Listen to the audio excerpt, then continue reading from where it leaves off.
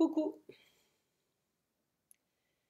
Aujourd'hui, on va parler du transfert, ou plutôt du report que l'on est capable de faire de la responsabilité sur l'autre, sur le jumeau, sur la jumelle, en toute bienveillance et parfois de manière inconsciente. Ça dépend un petit peu de l'avancée dans le parcours d'éveil, mais en général, on est capable d'imaginer que l'autre est responsable du fait que la situation soit bloquée, soit au point mort, parce qu'on se dit l'autre n'a pas travaillé, l'autre n'a pas avancé. Moi, j'ai fait tout ce que j'ai pu. J'ai vraiment, j'ai vraiment fait tout ce qui m'a semblé utile, nécessaire, positif, avec bienveillance. J'ai accueilli, j'ai fait tout ça. Et à mon avis, c'est mon jumeau ou ma jumelle qui n'est pas, qui n'est pas au point. Lorsqu'on se dit ça, au départ, ça part d'un bon sentiment. On a simplement la volonté de se dire est-ce qu'il y avait quelque chose d'autre? Est-ce que j'aurais pu adopter une position différente, dire quelque chose, signaler quelque chose? On a l'impression d'être parfaitement au point. On a contacté l'autre, on lui écrit ou on lui parle, on a renoué une forme de dialogue, on est dans l'échange, pas toujours fluide, parfois c'est encore un petit peu dysfonctionnel, parfois c'est encore un petit peu disharmonique, puisque en fonction de l'avancée de l'un et de l'autre, on a gommé, surmonté, dépassé des étapes clés qui nous permettent de corriger nos propres faiblesses, nos propres dysfonctionnements. Donc pour le chaser, il arrête d'être dans le contrôle, de vouloir tout décider, de tout choisir, la date, le lieu quand ça l'arrange et de vouloir faire plier son autre dans cet exercice comme une toile tendue d'araignée. Donc quand il arrête de faire ça et qu'il s'en remet à son autre pour avoir les clés du moment où l'autre sera prêt, lorsqu'il lui remet le trousseau en lui disant à toi choisis, je serai disponible quand tu seras prêt. Et en fait, il donne à l'autre l'impression de l'attendre. Et ce que j'ai remarqué par mon propre parcours et aussi dans les retours de mes consultants et consultantes, c'est que l'on a l'impression très souvent et majoritairement, puisqu'on se croit parfaitement en complétude et qu'on ne l'est pas toujours, que c'est l'autre qui détient la clé pour débloquer euh, cet état de statu quo en fait. Et très souvent, l'autre de son côté attend aussi, il a l'impression que ça vient de son autre, de vous, et que peut-être il vous attend. Il attend de votre part que vous soyez prêt ou prête, il attend que vous soyez sorti de ce contrôle, et lui, sans s'en rendre compte, il a pourtant à nouveau des comportements où il va peut-être lui aussi avoir une attitude dysfonctionnelle, disharmonique qui met en péril la relation. C'est-à-dire, euh, pour le chaser, j'en ai parlé, il souhaite contrôler.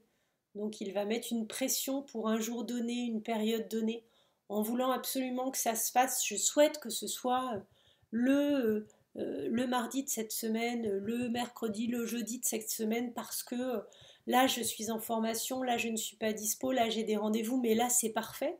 Et il va essayer de contraindre dans cette toile son autre. Il est toujours dans le contrôle, il l'a beaucoup été en tout cas, s'il ne l'est plus, parce que souvent on arrive à le surmonter et à ne plus l'être.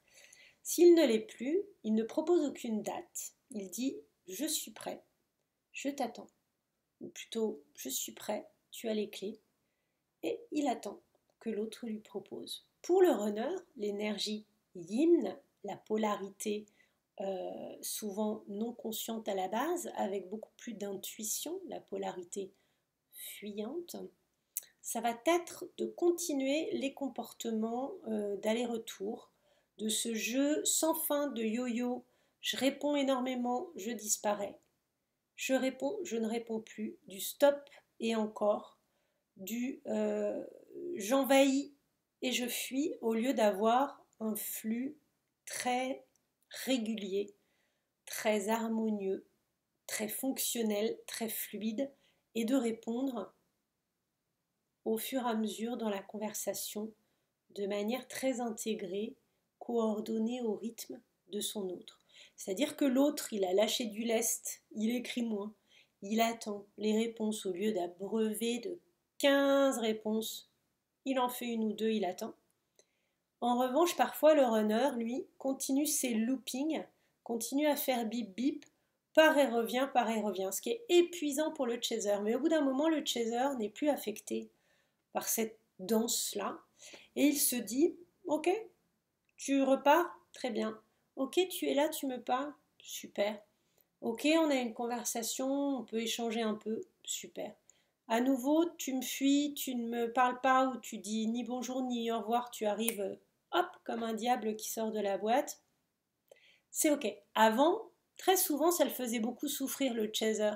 Cette espèce de poum poum comme ça là, épuisant pour lui. Lui qui est dans une régularité. C'est une sorte de marathonien le chaser.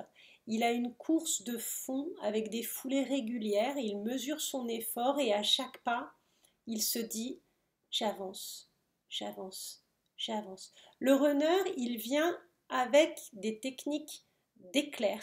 Vient et repart. C'est vraiment une balle de jokari. Il est attaché à un élastique. Il fait des pointes de vitesse. C'est vraiment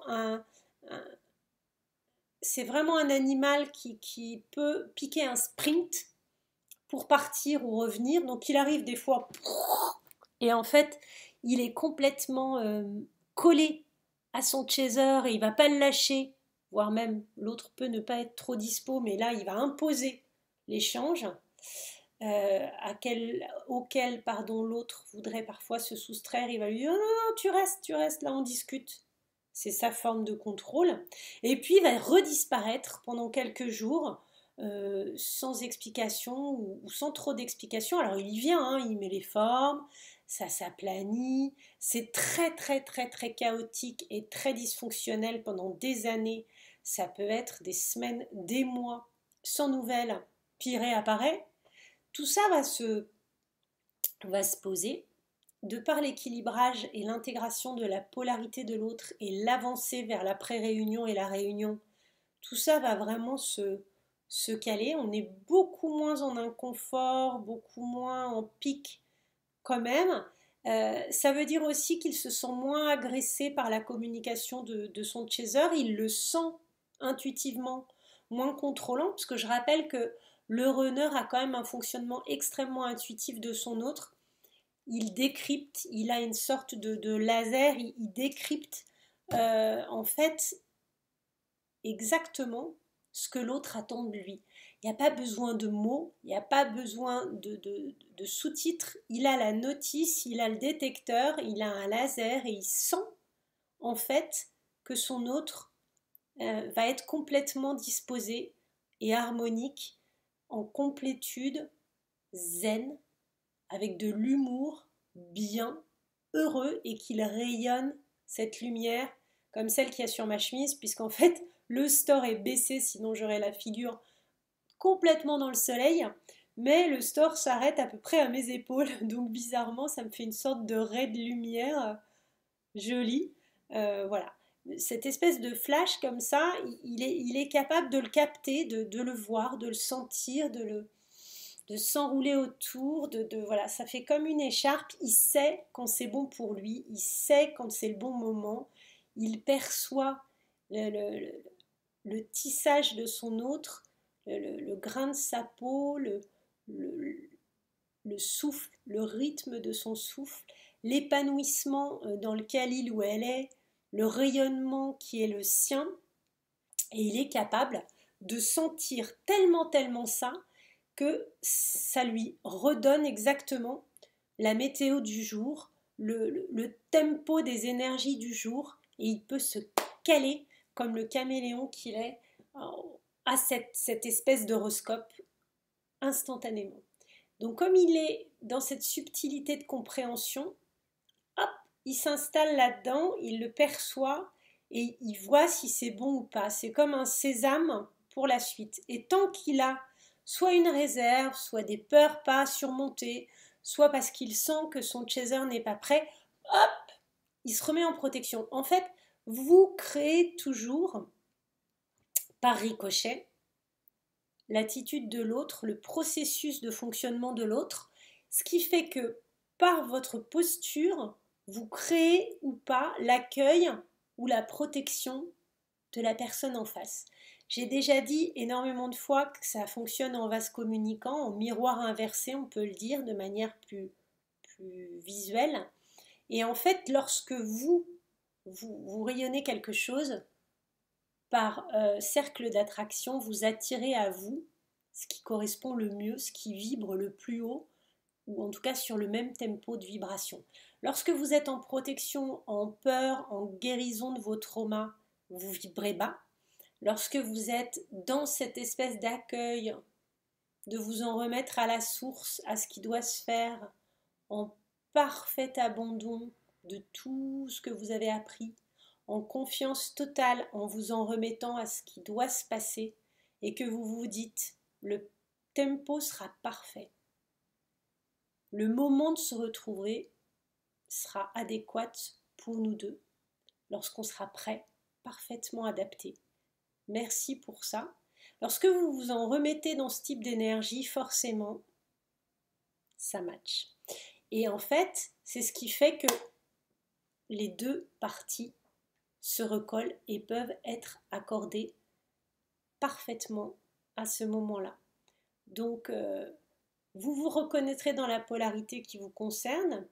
Merci de m'avoir écouté, de liker, de mettre des commentaires si vous le souhaitez, de m'écrire à coloriel2@gmail.com si vous avez besoin d'échanger avec moi ou besoin d'un accompagnement. Et je vous souhaite une très belle journée. Je vous dis à bientôt les flammes, les belles âmes.